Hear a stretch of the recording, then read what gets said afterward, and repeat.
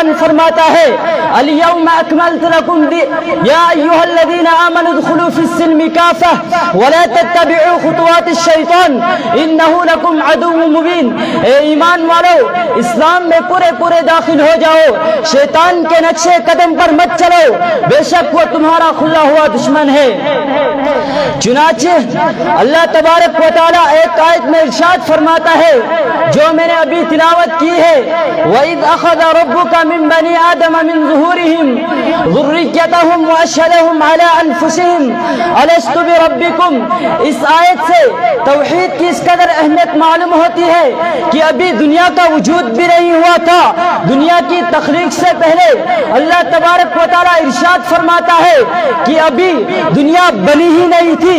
دنیا کے بننے سے پہلے، دنیا کے تخلیق سے پہلے جتنی دنیا اللہ تبارک و تعالیٰ کو نکالنی تھی، جتنی دنیا اللہ تبارک و تعالیٰ کو پیدا کرنی تھی، ان سب کو اللہ تبارک و تعالیٰ نے ایک جگہ جمع کیا اور جمع کر کے ان سے ایک خاص جسم دیا اور ان سے ایک سوال کیا. وہ سوال کیا ہے؟ الست بربکم، کیا میں تمہارا رب نہیں ہوں؟ اب توحید کی اہمیت دیکھیں. ابھی دنیا میں بھیجا ہی نہیں گیا، دنیا میں بھیجے جانے سے پہلے ان سے یہ پوچھا جا رہا ہے، ان سے یہ پکا کیا جا رہا ہے کہ کہیں یہ دنیا میں جا کر انکار نہ کر دے. میرے بھائیوں، اس سے اندازہ ہوتا ہے کہ توحید کی اہمیت اس قدر ہے. جیسا کہ آج ہم دنیا میں ایک توحید کانفرنس پیش کرتے ہیں یا کسی جگہ پر رسالت کانفرنس ہوتی جا رہی ہے، تو اللہ تبارک و تعالیٰ نے دنیا کے وجود سے پہلے عالم ارواح میں ایک توحید کانفرنس پیش کی اور اس توحید کانفرنس میں ایک قرارداد پیش کی. وہ قرارداد کیا تھی؟ وہ قرارداد یہی تھی، میں تمہیں دنیا میں بھیجوں گا، بتاؤ تم دنیا میں جا کر کس کو اپنا معبود مانو گے؟ بتاؤ تم دنیا میں جا کر کس کو سجدہ کرو گے؟ الست بربکم، کیا میں تمہارا رب نہیں ہوں؟ سب نے کہا تھا قالوا بلا، کیوں نہیں اللہ، تو ہی تو ہمارا رب ہے. میرے بھائیوں، اس میں کالے بھی تھے، اس میں گورے بھی تھے، اس میں بد بھی تھے، اس میں نیک بھی تھے، اس میں عربی بھی تھے، اس میں عجمی بھی تھے، اس میں سارے لوگ تھے. لیکن آج ہم اس اللہ کے وعدے کو بھول گئے ہیں. وہ وعدہ تھا قالوا بلا، کیوں نہیں اللہ، تو ہی تو ہمارا رب ہے. میرے دوستو، اب توحید کی اہمیت دیکھیں. ایک تو دنیا کے وجود سے پہلے اللہ تبارک و تعالیٰ نے اس کا اقرار لیا. دوسرا یہ کہ تمام اعمال کی جو عمارت ہے وہ توحید کے اوپر کھڑی ہوتی ہے، یعنی یہ اس کی بنا ہے.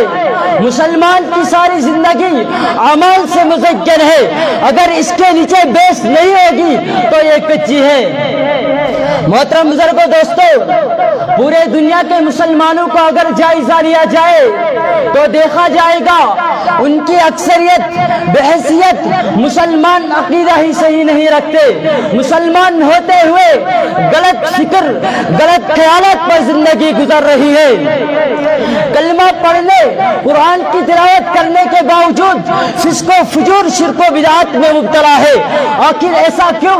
غور کرنے سے معلوم ہوتا ہے کہ آج ہماری ایمانیات کی تعلیم پر محنت نہیں ہو رہی ہے. ہماری دینی تعلیم میں ایمانیاتی تعلیم کا فقدان ہے. ہماری دینی تعلیم ایمانیات کی تعلیم سے بالکل خالی ہے. مسلمان بچوں کو مسلم گھرانوں میں پیدا ہوا دیکھ کر، ان کا باپ دادا مسلمان دیکھ کر، ان کا نام حکومتوں کے رجسٹروں میں مسلمانوں کے کھانوں میں دیکھ کر، ان کو بچپن سے صرف مسائل ہی مسائل کی تعلیم دی جاتی ہے. ایمان کی تعلیم معمولی اور سرسری دی جاتی ہے جس سے کوئی شعور بیدار نہیں ہوتا. میرے دوستو، حضرت جناب نبی اکرم صلی اللہ علیہ وسلم نے عقیدہ توحید کے 7 بڑے اصول بتلائے ہیں. ان 7 اصولوں پر عمل کرنے کا نام ایمان ہے، جن کو ہم ایمان مفصل سے بھی یاد کرتے ہیں. ایمان مفصل کیا ہے؟ آمنت باللہ وملائکتہ وکتبہ ورسلہ والیوم الآخر والقدر خیرہ وشرہ من اللہ تعالی والبعث بعد الموت. پہلا ایمان کیا ہے؟ آمنت باللہ، اللہ پر ایمان لانا ہے. دوسرا اصول وملائکتہ، اللہ کے فرشتوں پر ایمان لانا ہے. تیسرا اصول ورسلہ، اللہ کے رسول پر ایمان لانا ہے. چوتھا چوتھا اصول وکتبہ، اللہ کے کتابوں پر ایمان لانا ہے. پانچواں اصول والیوم الآخر، آخرت کے دن پر ایمان لانا ہے. چھٹواں اصول والقدر خیرہ وشرہ من اللہ تعالی، اچھی اور بری تقدیر پر ایمان لانا ہے. ساتواں اصول والبعث بعد الموت، مرنے کے بعد زندہ ہونے پر ایمان لانا ہے. وما علینا الا البلاغ.